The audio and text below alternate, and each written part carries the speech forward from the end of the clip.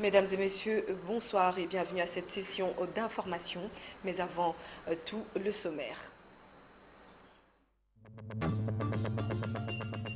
Maître Willy Wenga, avocat à la Cour d'appel de Kinshasa, précise que la prestation de serment de juge de la Cour constitutionnelle est légale. Le reste doit être considéré comme une bonne guerre politicienne. Selon le professeur André Mbata, dans une interview accordée à Top Congo FM, les juges prêtent serment devant le chef de l'État. La présence exigée est celle du bureau du Conseil supérieur de la magistrature.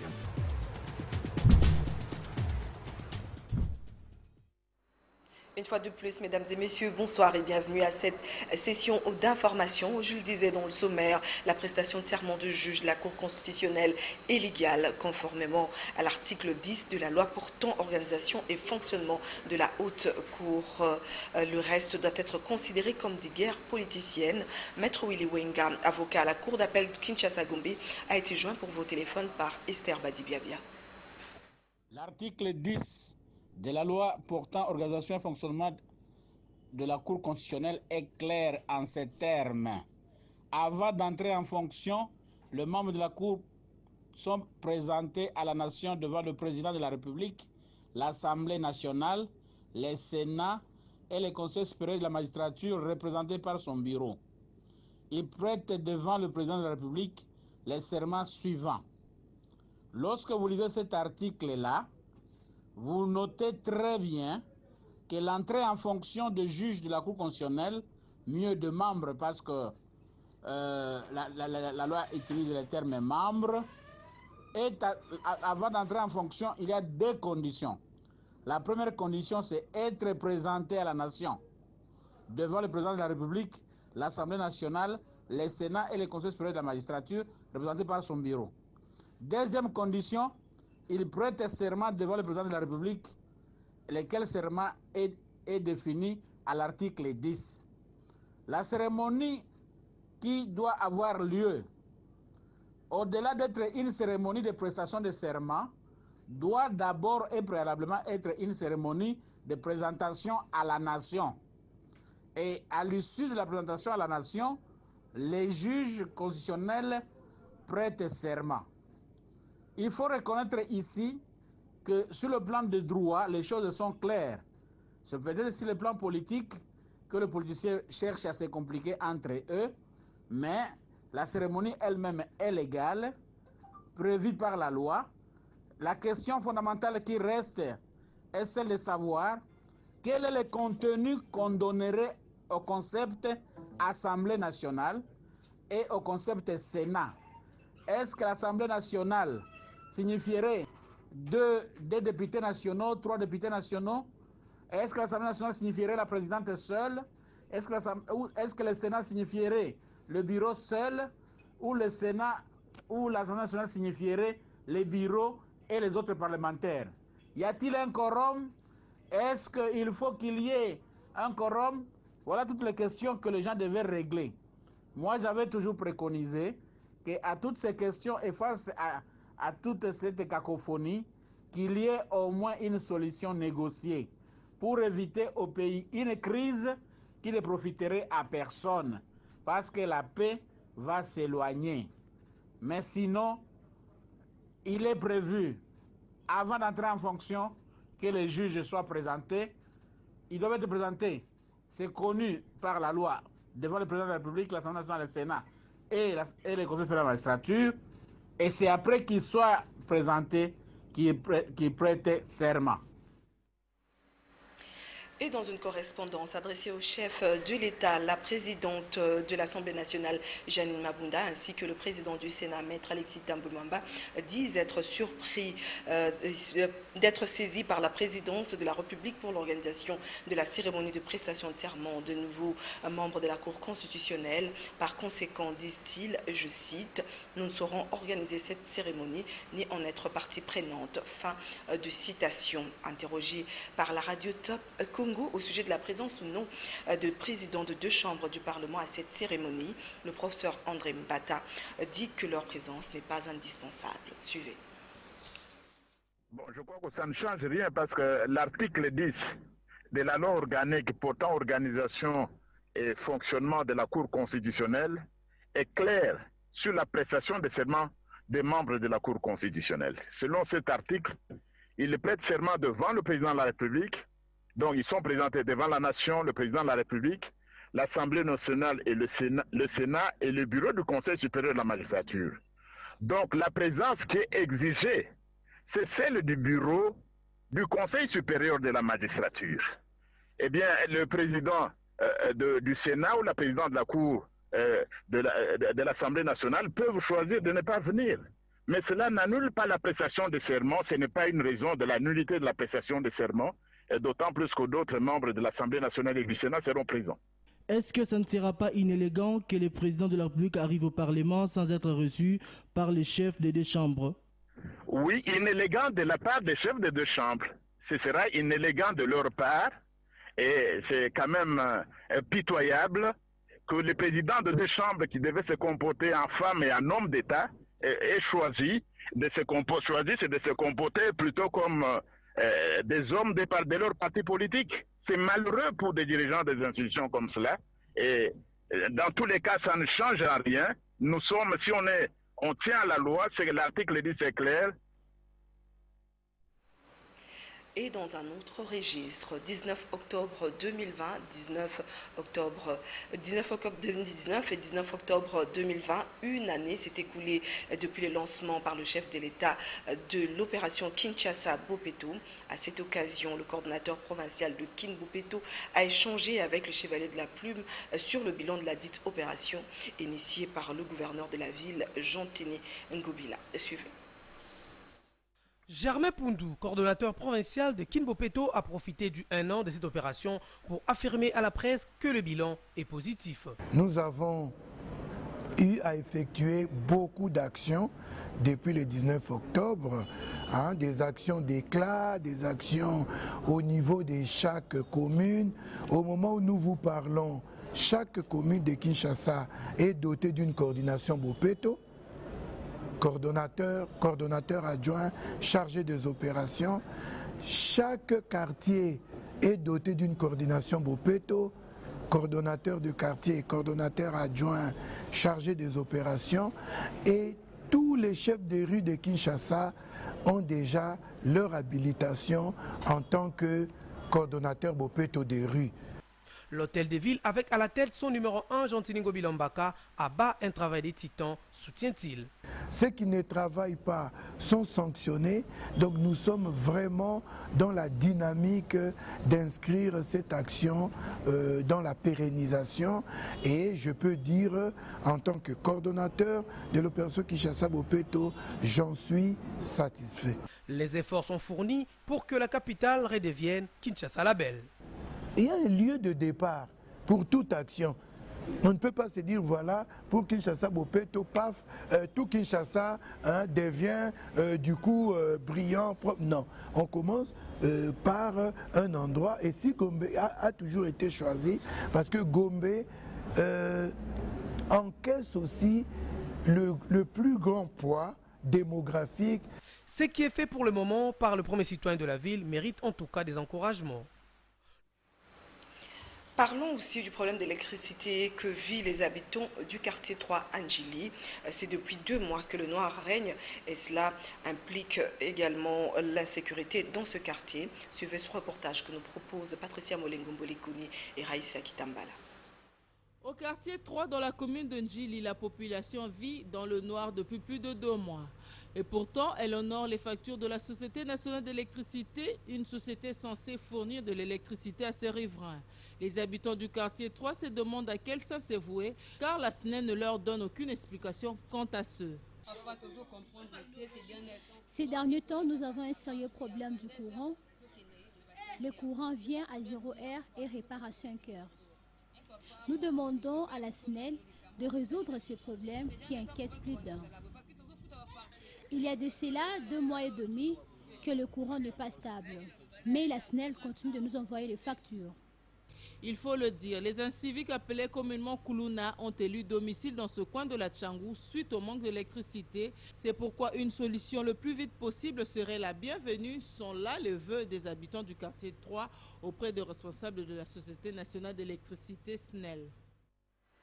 Ndaye Lambouchi et Brandi Tomba nous font dire que la construction de l'avenue Kikwit située dans la commune de Limba fait aujourd'hui la joie de la population limbatèque qui avait de doutes sur sa réhabilitation. L'OVD, qui en est maître d'ouvrage, confirme que les travaux sur l'avenue Sefo et Elingesa vont durer 12 mois. Puis après, la population circulera sans inquiétude. Suivez.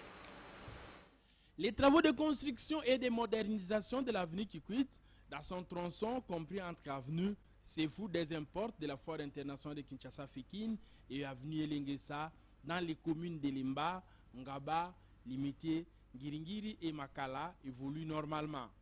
Longtemps dans le désespoir, les populations de ces communes remercient le chef de l'État, Félix-Antoine Tshisekedi Tshilombo. Les matériels sont visibles, les travailleurs en mouvement se donnant bec et ongle pour remettre l'ouvrage aux utilisateurs d'ici 12 mois. Ça va faire quelque chose de bien pour les transports. Comme ça traverse Mombele et ça, il paraît que ça va partir, ça ira jusqu'à Bandal. Donc, au lieu de faire un détour sur Victoire, les gens pourront directement aller là. C'est une bonne chose. Je suis très content. C'est un projet, c'est un ancien projet qu'on est en train d'exécuter. En tout cas, sans commentaire, c'est très bon. Si nous n'avons pas encore vu le béton, mais nous avons vu qu'on a moellonné. Les gros moellons là, on a moellonné ici. On n'a jamais vu asphalter un avenir comme ça. Ça, c'est du sérieux, ça. Alors, nous sommes très joyeux puisque ces 5 communes valorisées par cet avenir. En tout cas, nous sommes très joyeux, très joyeux. Un coup de chapeau pour Fachi Béton, Fachi Moellon. La seule difficulté rencontrée est au niveau des tuyaux de la régie des eaux qui ralentissent un tout petit peu les travaux. Et dans une autre province, grogne mardi 20 octobre 2020 des chauffeurs de l'axe Lubumbashi-Kasumbalesa sur la nationale numéro 1. Ces derniers dénoncent ce qu'ils qualifient de tracasserie et exigent la suppression de barrières Kanyaka et Whisky. Junior Kaniki. La présence des policiers et militaires n'a pas terrifié ces chauffeurs de l'axe Lubumbashi-Kasumbalesa sur la nationale numéro 1. En colère contre ce qu'ils qualifient de tracasseries de la part de certains services étatiques, notamment la douane, la mairie et l'antifraude.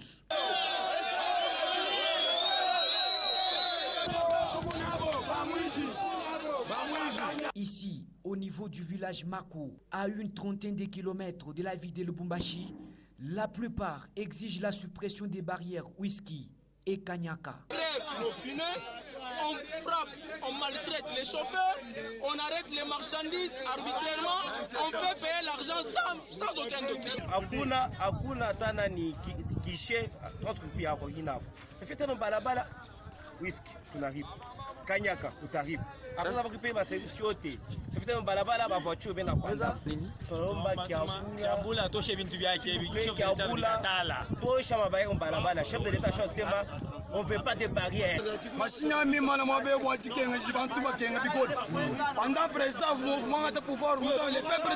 Depuis l'avant-midi de ce mardi 20 octobre, la route est barricadée pour empêcher tout passage. Les véhicules transportant et passagers et marchandises, tous bloqués.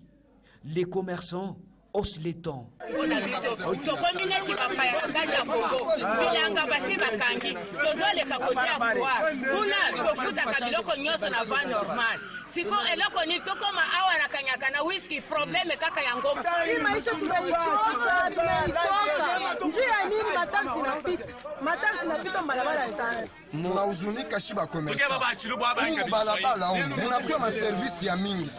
Pourtant, les chefs de l'État Félix-Antoine Tshisekedi Tshilombo avaient il y a peu ordonné la suppression de toutes les barrières sur cet axe.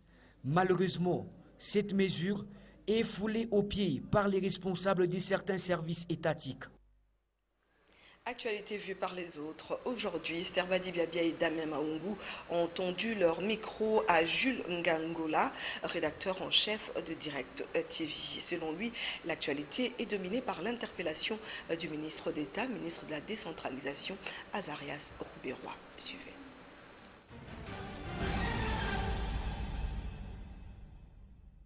Azarias Lubero par rapport à cette histoire de Minembwe. Et puis de deux, il y a encore cette histoire de paye des enseignants pose problème, comme le chef de l'État l'avait dit, que l'enseignement soit gratuit sur toute l'étendue d'ailleurs de la République démocratique du Congo, ce qui pose encore problème. Et de trois, l'actualité de la RDC est dominée aussi par les bras de fer qui existent maintenant à bras ouverts, donc entre le président de la République et puis nos amis du FCC qui ne veulent pas que les choses aillent de l'avant. Voilà, nous sommes dans un terrain glissant parce qu'au moment où nous parlons, les chefs de l'État avaient déjà signé des ordonnances portant nomination des juges et puis affectation aussi des juges. Alors, ce qui pose problème pour nos amis du FCC qui ne veulent pas que cela entre dans l'exécution parce qu'ils veulent que les choses soient telles qu'ils veulent. Payer tous les enseignants de la RDC, en tout cas, ça sera pratiquement impossible. Voilà, nous sommes maintenant au deuxième année seulement, mais ça pose problème. Ça pose un grand problème parce que certains enseignants ne sont pas encore payés. Et au moment où nous parlons, il y a certaines écoles qui seront fermées bientôt là. Vous voyez? Donc c'est un problème sérieux que les chefs de l'État doivent faire de tout son mieux pour résoudre. Parce que sinon, en tout cas, les enfants seront obligés de rester à la maison parce que dans certaines écoles, on ne veut plus recevoir les enfants comme au début de l'année. À présent, je vous invite à suivre la page internationale dans un condensé de la rédaction. Scène de liesse dans ces rues de Conakry. Quelques instants plus tôt, l'opposant guinéen Cellou Dalein Diallo a annoncé sa victoire à l'élection présidentielle depuis son QG pris d'assaut par des dizaines de supporters. Mes chers compatriotes, malgré les anomalies qui ont entaché le bon déroulement du scrutin du 18 octobre et au vu des résultats sortis des urnes, je sors victorieux de cette élection dès le premier tour. Rapidement, les forces de sécurité anti-émeute interviennent. Des gaz lacrymogènes sont tirés pour disperser les partisans de l'opposant et pour calmer les premières tensions. Rapidement aussi, le parti du président sortant et candidat à un troisième mandat, Alpha Condé, prend la parole pour dénoncer cette autoproclamation. Cette attitude anti-républicaine et antidémocratique appelle de la part de tous les patriotes et de tous les démocrates une vive indignation et une condamnation unanime. La Commission électorale nationale indépendante a, elle, rappelé qu'aucun résultat officiel n'a encore été communiqué. La Commission électorale nationale indépendante est la seule institution habilitée à proclamer les résultats provisoires. Ces résultats doivent être communiqués dans les 72 heures après la fin du scrutin, soit d'ici mercredi soir. Ils détermineront si un second tour doit avoir lieu le 24 novembre prochain. Des rues bientôt désertes, des bars et restaurants qui ne pourront que servir de la nourriture à emporter. L'Irlande se prépare à revivre un confinement. À partir de minuit mercredi et pour 6 semaines, les commerces non essentiels fermeront et il sera interdit de se déplacer à plus de 5 km de chez soi. Les écoles resteront en revanche ouvertes. Non loin de là au Pays de Galles, la durée est plus courte, mais les autorités ont également annoncé un nouveau confinement pour 2 semaines. Just don't know how much more people can take with not being with their families. So that's when Christmas come in and how much more the businesses can cope. En Belgique, un couvre-feu entre en vigueur entre minuit et 5 heures. De leur côté, les cafés, bars et restaurants ferment à nouveau pour 4 semaines. J'en peux plus quoi, même nous serveurs ou responsables ou cuisiniers ou plongeurs, tout le monde souffre. C'est horrible. Avec près de 5000 foyers de contamination, Bruxelles et la Wallonie font partie des régions les plus touchées d'Europe. En Suisse, les rassemblements de plus de 15 personnes dans l'espace public sont désormais interdits. Quant au port du masque, il devient obligatoire dans tous les lieux publics fermés. Enfin, du côté de la Pologne, lycées et universités de la capitale ont fermé leurs portes. Les cours sont dispensés à distance. Débordés par la recrudescence des cas de Covid-19, les autorités ont transformé le stade de Varsovie en hôpital de campagne. Avec l'ouverture du vote anticipé ce lundi dans l'État de Floride aux États-Unis, de nombreux électeurs masqués ont fait la queue pour voter. À 15 jours de l'élection présidentielle, déjà plus de 29 millions d'Américains ont voté en personne comme ici ou par courrier. À ce stade, le vote anticipé pourrait représenter près d'un cinquième de la participation totale, selon l'organisation indépendante Elections Project. C'est une élection très importante. J'ai le sentiment que notre démocratie est en jeu et je me sens très ému et patriote d'avoir l'opportunité de le faire. Parce que dans le monde, vous n'avez pas partout la possibilité d'exercer ce droit. Je me sens comme un vrai Américain. Il fallait que je vienne voter personnellement. Je ne fais pas confiance à la poste. Il fallait que je vienne le faire moi-même. La colistière de Joe Biden, Kamala Harris, qui a fait le déplacement en Floride, a une nouvelle fois appelé à voter en avance comme mesure de précaution en raison de la pandémie. Le vote anticipé qui bat des records irrite le camp de Donald Trump qui dénonce sans preuve à l'appui une démarche susceptible de truquer les résultats. Le président sortant était quant à lui en meeting en Arizona ce lundi. Ce journal est à présent terminé, mais avant de le clore complètement, le rappel de titre. Maître Willy Wenga, avocat à la Cour d'appel de Kinshasa, précise que la prestation de serment de juge de la Cour constitutionnelle est légale. Le reste doit être considéré comme une bonne guerre politicienne. Selon le professeur André Mbata, dans une interview accordée à Top Congo FM, les juges prêtent serment devant le chef de l'État. La présence exigée est celle du bureau du Conseil supérieur de la magistrature.